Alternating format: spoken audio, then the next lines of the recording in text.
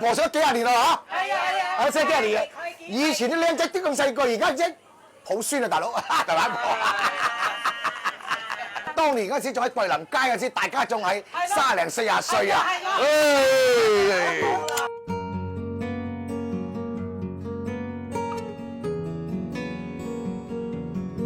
曾經獲米芝蓮推介嘅街坊食店容記小菜王宣布今個月尾結業。大佬，我出年登陸咯，6張嘢，老細遊山玩水係攞100萬出嚟環遊世界，坐遊輪。老闆易偉榮榮哥稱得上係飲食江湖嘅一個傳奇。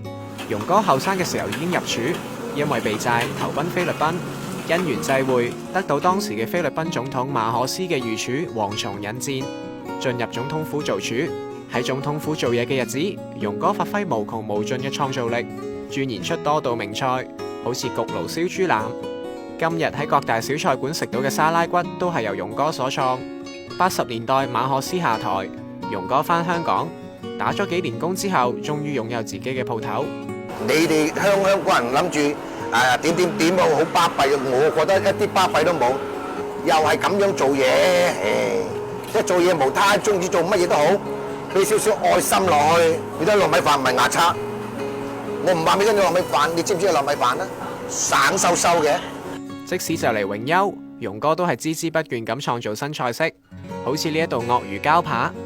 都係差唔多啦，冇乜點樣開心唔開心喎，又講下講喎。我哋喺深水埗都做地區嘢都做咗10幾年啦，做咗10幾年啦。我係14年開始就諗住退休，我就逐步嗰啲嘢就褪晒出嚟，我唔制啊嘛。冇，邊人唔捨得㗎？我想問你啊，妹，你要錢定要命啊？我要命啊，大佬啊，唔好搞我，大佬。榮哥瀟灑退場，身邊嘅人一方面感到可惜，一方面又戥佢開心。白羅英啊，白羅英，20幾年啊，呢個有20幾年咧，嗰啲啊，跟咗佢咁耐啊嘛，唔捨得，即係自己唔捨得啊！我都唔識講咯。咁佢對我哋咁好，咁佢阿星話齋出糧又準時啊，對我哋又關心啊，咁梗係唔捨得啦。